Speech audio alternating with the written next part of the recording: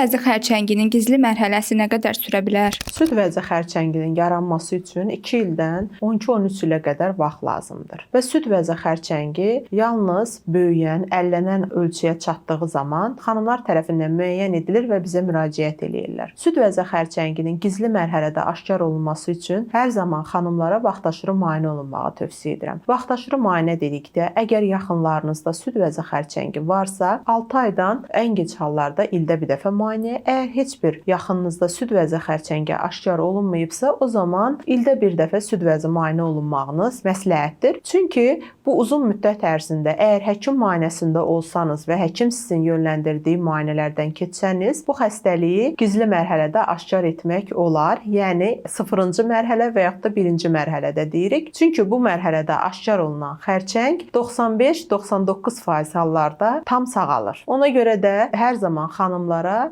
vaxtaşırı olaraq müayinə olunmağı, ildə bir dəfə onkoloq, mammoloq müayinəsində olmağı tövsiyə edirəm.